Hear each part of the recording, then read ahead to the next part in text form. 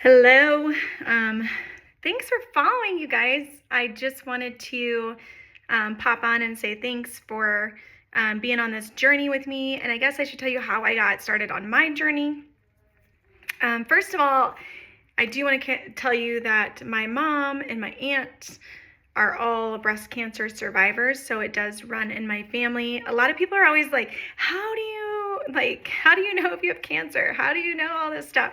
The scary truth is you don't, you guys. I'm gonna stand up for this. You don't. So I started seeing a breast cancer specialist about 2 years ago because my mom and my aunt obviously had cancer, so I was very highly susceptible, but I thought I would get it more in my 50s because they were postmenopausal when they got it, and so I wasn't expecting it in my 30s. But I had been seeing a breast specialist, so getting MRIs, ultrasounds, mammogram, like rotating every 6 months for about 2 years prior to my diagnosis. I never missed an appointment. I always went to my OBGYN annual appointment where they do a check then, obviously.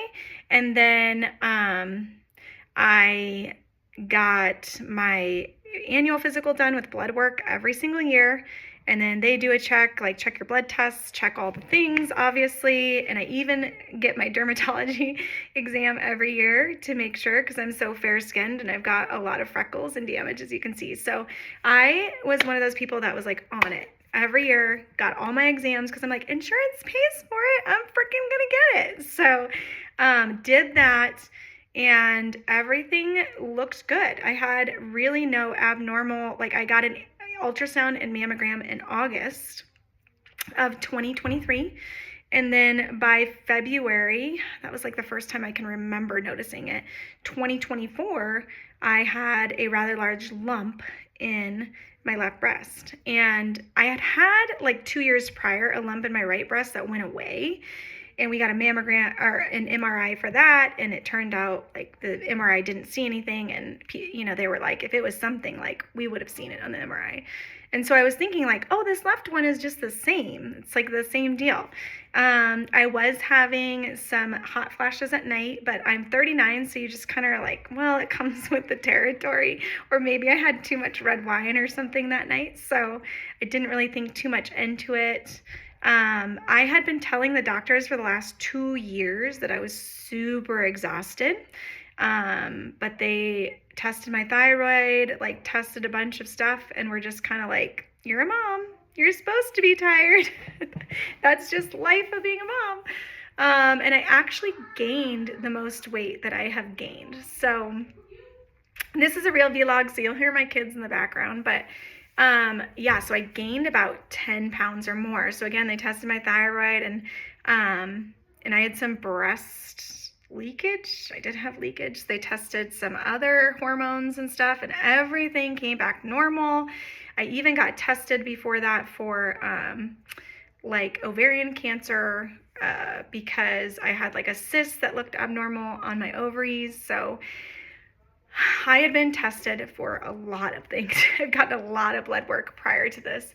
And then, since everything came back normal, I did get on this as soon as I could. Like I got an appointment as soon as I could and got it checked, but everything was so normal in all my exams and all my tests that I was like, oh, surely this is going to be nothing. Just like the last breast, but they did a biopsy of the tissue, and I got my results within a couple of days, and it was cancer, triple negative. And they gave me an MRI right after that confirmed everything, and I decided to get treatment out of town because we live in a small town, and so the treatment options are pretty limited, and we only have one breast specialist in this town. And so I was like, I want somebody else. So we moved on to that, and that's been hard because I'm traveling a lot with the kids in school. So anyway, that's kind of my story, is like, yes, I have a history. Yes, I got checked constantly and consistently. Did I have any symptoms that would be like flashing big red signs like you have cancer or all this stuff? To me, no, but looking back and Googling, it does say like night sweats could be a sign of it. I didn't have any pain really. It felt like an irritated like skin rash almost, where the cancer was, like almost like you rubbed something too raw. That's what it kind of felt like, but no like throbbing pain, no crazy thing like that. It was pretty dull.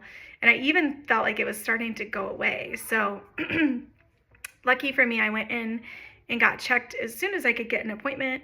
And they were able to do the biopsy that day. And I did have a mammogram and another ultrasound. And it was in that ultrasound and mammogram that they were like, you need to get this biopsied. So that's kind of my story, my family history. All the ladies in my family, including myself, have been genetic tested, and nothing in our genes says we have cancer, but clearly there's something, because my mom, her sister got it, and their aunt got it, and now I got it.